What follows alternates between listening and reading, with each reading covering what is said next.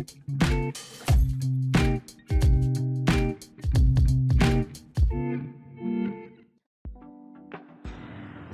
warahmatullahi wabarakatuh. Selamat siang. Perkenalkan, kami dari kelompok Besti Life. Di sini kami akan memaparkan dan juga menjelaskan mengenai apa itu belajar dan juga beberapa teori belajar. Sebelumnya perkenalkan, nama saya Teguh. Saya di sini sebagai moderator dari kelompok ini dan juga saya di sini tidak sendiri. Saya bersama narasumber kami yang pertama, yaitu ada Mbak Leli sebagai narasumber topik yang pertama, yaitu mengenai bagaimana belajar dilihat dari beberapa sudut pandang. Teori behavior, kemudian ada sosial kognitif, dan juga ada konstruktivis. Nah, sebelum itu saya ingin tanya dulu Mbak. Ini saya ingin tanya mengenai bagaimana sih belajar itu berdasarkan teori behavior itu seperti apa ya Mbak? Oke, yang pertama tentang belajar jika dilihat dari sudut pandang teori behavior. Sekarang sebelumnya saya mau tanya dulu ke Mas Teguh. Kira-kira kalau dari kata behavior itu artinya apa? Kalau menurut saya ya, behavior itu sepertinya kata yang memiliki arti bahwa siswa itu atau seseorang dapat belajar atau mengalami perubahan tingkah laku di sana. Itu menurut saya seperti itu. Gimana menurut? Oke, saya ambil poinnya di kata perubahan tingkah laku. Benar. Jadi kalau belajar menurut teori ini itu perubahan tingkah laku yang terjadi karena ada interaksi antara stimulus dan respon. Stimulus dan juga respon seperti itu. Jadi bisa saya kaitkan bahwa stimulus itu dari pendidik atau guru. Kemudian kalau dari responnya itu dari siswa, seperti itu bagaimana Mbak kalau menurut saya? Boleh jika dikaitkan langsung ke pendidikan. Jadi mungkin saya akan memberikan contoh dari hasil eksperimen seorang ahli namanya Bapak Pavlov. Itu mengadakan eksperimen kepada seorang anjing di mana memberikan 4 treatment. Saat diberikan makanan, anjing itu berliur, merespon dengan berliur. Setelah itu diberikan treatment dengan digetarkan garpu tala, anjing itu tidak merespon. Tapi saat treatment ketiga, saat digetarkan garpu tala dan diberikan makanan, nah itu anjingnya merespon dengan berliur. Tapi di treatment terakhir, saat cuma digetarkan garpu tala, itu dia juga berliur. Artinya apa? Dari setiap stimulus yang diberikan terdapat perubahan tingkah laku atau perubahan respon dari anjing tersebut. Jadi kalau dikaitkan dengan pendidikan, benar kata Mas Teguh tadi, jadi stimulusnya itu diberikan oleh guru dan siswanya yang merespon. Jadi diharapkan ada perubahan tingkah laku dari siswa. Dari siswa seperti itu. Oke, kita lanjut ke teori yang kedua Mbak, mengenai teori sosial kognitif. Menurut Mbak bagaimana mengenai definisi dari sosial kognitif dulu Mbak? Sosial kognitif, jadi ada 2 kata lagi, kata kunci yaitu sosial dan kognitif. Di sini saya menyimpulkan kalau sosial kognitif itu berarti ada 3 faktor yang saling berhubungan.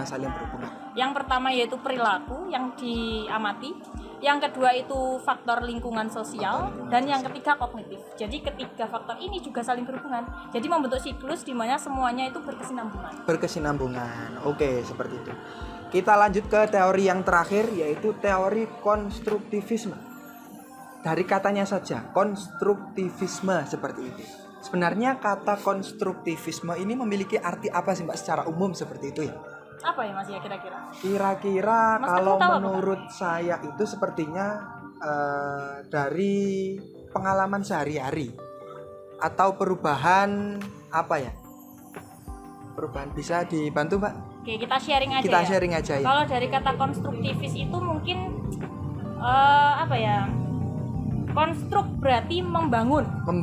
Konstruktivis berarti membangun. Jadi kalau kita lihat akhir-akhir ini di bidang pendidikan kan digalangkan untuk pembelajaran konstruktivis, di mana model pembelajaran yang mendukung teori ini adalah PJBL dan PBL. Nah, di sini berarti mewadahi siswa atau menyuruh siswa untuk aktif membangun pemahamannya sendiri. Bukan berarti dibiarkan, tidak, tapi sebagai guru itu sebagai fasilitator. Jadi biarkan siswa mengeksplor pemahamannya sendiri, guru sebagai fasilitator mendampingi, tapi tidak semena-mena hanya mendampingi saja, tapi memberikan teori-teori dasar, kemudian secara tidak langsung siswa mengembangkan pemahamannya sendiri seperti itu ya Mbak ya. Iya. Oke, terima kasih atas pemaparannya dari Mbak Leli. Kemudian setelah ini kita akan lanjut ke topik yang kedua bersama narasumber kita, yaitu ada Mas Alvin dan juga Mas Gigih seperti itu. Oke, kita lanjutkan ke pembahasan yang kedua atau mengenai topik yang kedua. Seperti yang sudah saya jelaskan tadi, saya bersama dengan narasumber yang berbeda, yaitu mengenai motivasi belajar berdasarkan kebutuhan, tujuan, emosi, interest, dan juga keterampilan regulasi diri. Yaitu bersama narasumber yang pertama ada Mas Alvin, kemudian narasumber yang kedua bersama Mas Gigih seperti itu. Oke, saya ingin bertanya dulu mengenai motivasi belajar berdasarkan kebutuhan. Berdasarkan kebutuhan ini sebenarnya apa sih Mas? Menurut Mas Alvin bagaimana ya Mas? Ya baik. Sebelum memasuki yang lebih dalam, apa itu motivasi belajar menurut kebutuhan ya, berdasarkan kebutuhan, saya jelaskan terlebih dahulu apa itu motivasi belajar. Nah, motivasi belajar itu adalah sebuah upaya untuk menggerakkan tingkah laku seseorang untuk mencapai tujuan tertentu. Itu adalah motivasi. Motivasi ini biasa berasal dari diri dan juga ada yang berasal dari luar. Diri. Ya. Nah, kemudian pertanyaan yang Mas tanyakan tadi adalah motivasi belajar berdasarkan kebutuhan. Ya. Dari kebutuhan sendiri, menurut teori Maslow ada 5 kebutuhan dasar yang harus dipenuhi seorang manusia. Contohnya misalkan siswa ya. Siswa di dalam suatu kelas itu harus memenuhi kebutuhannya. Yang pertama adalah kebutuhan fisiologis. Kemudian yang kedua memiliki rasa aman. Yang ketiga adalah hubungan sosial, yang keempat adalah harga diri, dan yang kelima itu adalah kemampuan untuk aktualisasi diri. Jadi ketika ada salah satu kebutuhan yang masih belum terpenuhi, otomatis gurunya harus membantu memotivasi siswa tersebut untuk memenuhi kebutuhannya. Contohnya misalkan kebutuhan rasa aman dan sosial. Ya. Sosial seperti itu. Oke, kemudian saya lanjutkan mengenai apa itu motivasi belajar ya Mas. Berdasarkan tujuannya seperti itu. Bagaimana Mas? Saya ingin tanya lagi kepada Mas Alvin ini. Ya, baik. Motivasi belajar berdasarkan tujuan atau tujuan dari motivasi belajar ini sebenarnya sangat banyak sekali ya. Khususnya kita sebagai pendidik, untuk tujuan dari motivasi belajar otomatis nanti akan mengacu pada siswa. Jadi apa saja contohnya misalkan siswa menjadi semangat ketika diberikan motivasi belajar oleh gurunya. Dan yang kedua adalah siswa tidak merasa jenuh atas pembelajaran yang dilakukan, karena di situ ada motivasi yang diberikan oleh gurunya. Kemudian yang selanjutnya adalah membantu siswa untuk menemukan tujuan dari belajar. Kamu belajar tujuannya apa? Seperti itu, dan melatih atau meningkatkan tingkat kepercayaan diri siswa. Dan yang terakhir itu adalah bersifat eksploratif. Jadi siswa itu mampu untuk mengeksplor kemampuan dari dirinya. Seperti itu. Intinya siswa itu memiliki motivasi belajar berdasarkan tujuan, itu berarti bisa saya artikan bahwa sebenarnya tujuan siswa berada di sekolah itu apa? Iya. Bisa seperti itu. Misalkan ternyata siswa ini mendapatkan nilai yang bagus. Ya. Itu bisa dikaitkan dengan motivasi belajar berdasarkan tujuannya seperti itu ya Mas. Benar. Oke, saya lanjutkan mengenai pembahasan yang kedua, yaitu mengenai bagaimana motivasi belajar berdasarkan emosi, interest, dan juga keterampilan regulasi diri. Di sini saya ingin bertanya dulu kepada Mas Gigih, bagaimana sih Mas motivasi belajar berdasarkan emosi, interest itu seperti apa ya Mas? Oke, sebelum kita masuk ke motivasi belajar berdasarkan emotional interest, itu kita perlu tahu dulu apa sih emotional interest. Emotional interest ini bisa dibilang adalah minat. Nah, dari kata emosional dan interest ketertarikan.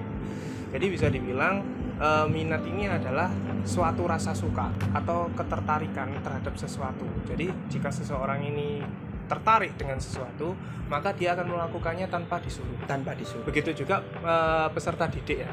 Peserta didik jika minat akan sesuatu, maka dia akan melakukannya tanpa disuruh. Dia akan terus-menerus akan menggali sesuatu itu tanpa ada yang instruksi dari guru.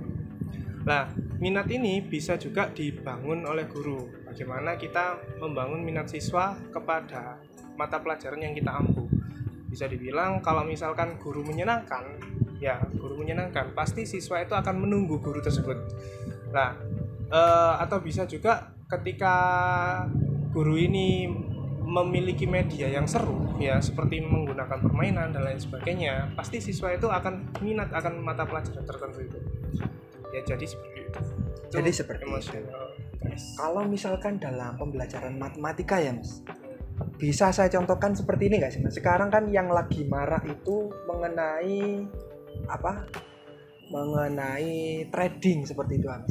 Misalkan sekarang saya kaitkan dengan materi peluang seperti itu, bagaimana? Peluang bagaimana, apakah ini tradingnya naik, apakah tradingnya turun, seperti itu gimana Mas? Itu juga bisa sebagai salah satu, misalkan kita bercerita ya tentang peluang. Peluang ini mungkin kalau kata anak-anak atau kata peserta didik, peluang itu apa sih? Pasti di awal seperti itu. Tapi ketika kita bercerita, peluang itu bisa dipakai untuk trading. Ya, trading pasti kan trading. Oh iya, akhir-akhir ini ada trading ya. Biasanya yang kemarin ada yang binomo dan lain sebagainya. Nah, itu mungkin dengan cerita yang seperti ini anak-anak juga ikut berminat untuk mempelajarinya. Tertarik seperti itulah ya. Seperti itu. Oke. Dan yang terakhir Mas, ini menarik sekali. Bagaimana motivasi belajar berdasarkan keterampilan regulasi diri itu bagaimana ya? Menurut Mas Gigi bagaimana Mas? Oke. Regulasi diri. Jadi regulasi diri ini merupakan hal yang penting ya dalam membangun motivasi. Ada 4 komponen ya menurut Pinrich. Ya, Pinrich ini yaitu ada yang pertama kontrol kognitif. Kontrol kognitif ini adalah suatu kegiatan kognitif dan metakognitif. Di mana kognitif sendiri itu adalah belajarnya, sedangkan metakognitif itu adalah cara belajar. Kemudian yang kedua adalah regulasi motivasi. Ya, motivasi di sini mencakup upaya bagaimana memotivasi diri sendiri. Kemudian regulasi perilaku merupakan aspek regulasi diri yang melibatkan upaya individu untuk merubah perilakunya. Jadi bisa dibilang kalau misalkan dalam regulasi diri ini merubah dari perilaku yang negatif, menekan perilaku negatif ya menjadi positif. Kemudian regulasi terhadap konteks, yaitu upaya untuk mengontrol konteks dalam menghadapi pelajaran di kelas. Jadi seperti itu. Jadi antara beberapa aspek tadi memang harus berkaitan antara satu sama lain. Oke, terima kasih. Itulah pemaparan dari narasumber kami mengenai apa motivasi belajar berdasarkan kebutuhan, tujuan, emosi, interest, dan juga keterampilan regulasi diri. Oke, yang ketiga setelah ini kita akan membahas mengenai apa itu paradigma personal peserta didik, growth mindset versus fixed mindset bersama narasumber kami yang selanjutnya. Seperti itu. Oke, sekarang kita lanjutkan mengenai topik yang ketiga bersama narasumber kami, yaitu yang pertama ada Mbak Ida, dan yang kedua ada Mbak Maya. Kita akan membahas mengenai paradigma personal didik, growth mindset versus fixed mindset. Sebelum itu saya ingin tanya dulu, dari dua kata ini terdapat kata yang sama, yaitu ada kata mindset. Sebenarnya mindset itu apa sih Mbak? Saya ingin tanya dulu ke Mbak Ida dulu. Oke, kalau menurut saya ya, mindset itu suatu kumpulan dari pikiran dan keyakinan sehingga nanti akan menghasilkan suatu kebiasaan pada setiap individu. Kalau dari Mbak Maya mungkin ada tambahan? Sama, jadi suatu pola pikir yang nantinya kan tadi Mbak Ida menjelaskan kebiasaan. Nah, kebiasaan ini kan mempengaruhi dari apa yang seseorang pikirkan, rasakan, atau lakukan. Nah, dari kebiasaan ini akan mempengaruhi juga pada seseorang dalam memahami atau melihat dunia itu sendiri. Oh, itu pengertian mengenai mindset ya Mas? Iya. Oke, kemudian kalau growth mindset itu sebenarnya apa? Oke, kalau growth mindset dari kata dasarnya dulu ya. Kalau dari segi bahasa, growth itu artinya berkembang. Ya. Jadi kalau untuk growth mindset itu berarti setiap orang yang memiliki pola pikir yang berkembang, di mana ketika dia menghadapi suatu tantangan, dia akan menganggapnya itu dari segi positifnya. dimana ketika ada tantangan dia akan berusaha untuk menyelesaikannya. Tapi untuk fixed mindset itu malah sebaliknya. Iya, dia itu memiliki pola pikir yang tertutup. Jadi ketika mendapatkan tantangan dia lebih banyak ke putus asa. Jadi ya jarang untuk mau berusaha. Pikirannya selalu ketika dia berusaha pasti pikirannya akan gagal gitu. Itu menurut pendapatnya Mbak Hida seperti itu ya. Kemudian saya ingin tanya, menurut Mbak Maya seperti apa ya growth mindset dan juga fixed mindset itu, Mbak? Nah, kalau menurut saya sendiri, kalau pada orang yang punya fixed mindset nih, nah seseorang itu nggak percaya bahwa bakat, bukan bakat, tapi pengetahuan atau kecerdasan itu tuh sudah ada dari bakatnya itu sendiri. Jadi nggak percaya kalau kecerdasan, kemampuan itu bisa berkembang. Nah, kebalikannya kalau growth mindset itu mereka itu percaya bahwa kecerdasan, kemampuan, pengetahuan, keterampilan itu bisa dikembangkan melalui upaya belajar, pengalaman dan lain-lain gitu. Oh, bisa dibilang kalau growth mindset ini perlu ada usaha seperti itu ya? Iya, benar ada sekali. usaha. Kemudian kalau fixed mindset itu pikirannya hanya yang penting saya melakukan, terus ada kepikiran bahwa saya putus asa seperti itu. Oke. Kemudian kaitannya dengan peserta didik apa ya, Mbak? Dari growth mindset dan juga fixed mindset ini. Oke. Kaitannya kalau untuk growth mindset itu jelas dibutuhkan sekali untuk peserta didik. Karena apa? Jika peserta didik memiliki pola pikir ini, maka dia akan terus berusaha. Ketika menghadapi suatu kesulitan dalam belajar, dia akan berusaha untuk mencari solusi. Gimana caranya? Ketika dia mendapat nilai jelek, misal contohnya, berarti dia mau berusaha gimana caranya biar untuk materi ini kedepannya nilaiku lebih baik lagi. Ya. Tapi jika peserta didik itu malah memiliki pola pikir yang fixed mindset, ketika dia mendapat nilai yang jelek, maka dia akan walah ya sudah, berarti memang kemampuan saya segini. Nggak akan ada usaha lebih untuk mendapat hasil yang lebih baik lagi. Oh, seperti itu. Kemudian kalau misalkan memang pengertiannya growth mindset seperti itu, bagaimana Mbak cara menumbuhkan growth mindset di peserta didik seperti itu? Bagaimana? Iya, jadi kalau saya sebagai pendidik itu yang bisa kita lakukan adalah mengapresiasi perilaku dari siswa itu sendiri. Jadi bukan karakteristik siswa. Daripada mengatakan kamu sangat pintar, jadi kayak kita ngomongnya itu pilihan yang cerdas begitu. Atau fokus pada kemajuan bukan hasil. Jadi mungkin yang kemarin dapatnya mungkin dapat 40, selanjutnya dapat 60, berarti itu kan ada kemajuan. Walaupun mungkin masih di bawah KKM, itu kita harus mengapresiasinya. Jadi kan kita bisa ngomong bahwa saya perhatikan kamu nih udah ada peningkatan dari sebelumnya gitu. Atau jangan menggunakan kata yang tidak bisa. Kalau siswa mungkin sudah ngomongnya, Bu ini terlalu sulit nih, ini saya nggak bisa. Jangan, kita harus arahkan ke siswa bahwa kamu belum bisa gitu. Seperti itu. Mungkin Mbak Hida ada tanggapan lain? Ya, selain itu bisa juga guru itu untuk mengingatkan siswa bahwa setiap kesalahan itu suatu hal yang normal jika dalam pembelajaran. Karena kan kalau kita namanya belajar ya, jadi kan iya, namanya belajar juga nggak melulu ketika pertama belajar pasti langsung benar, nggak mungkin, pasti ada salahnya. Selain itu sebaiknya guru itu bisa memberikan kritik yang membangun. Misalnya ketika kita diskusi ada yang salah, sebaiknya jangan dikatakan salah, berarti benar yang katakan di Mbak Maya belum tepat. Jadi guru bisa memberikan tambahan dari diskusi siswa yang belum tepat itu. Selanjutnya yang terakhir itu memberi pujian. Pujian itu sebaiknya didasarkan atas usahanya, bukan hasilnya. Karena apa? Ketika kita lihat usahanya, meskipun hasilnya kurang maksimal, mereka akan merasa aku dihargai. Dari usahaku yang seperti ini, guru itu menghargai. Jadi sebaiknya dilihat dari usahanya saja, bukan dari hasil. Seperti itu. Berarti dilihat dari pengertiannya saja tadi, lebih baik memilih growth mindset daripada fixed mindset seperti itu ya. Iya. Oke, sebelum kita akhiri podcast ini, apakah ada tambahan lagi ya Mbak?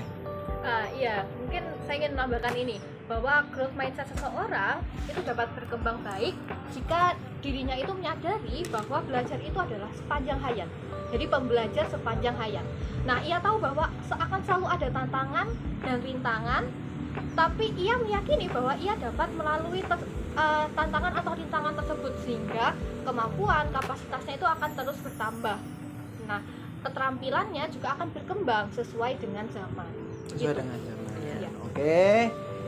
Kita akhiri podcast ini. Nah, sebelum kita akhiri, sebenarnya saya itu memiliki jargon.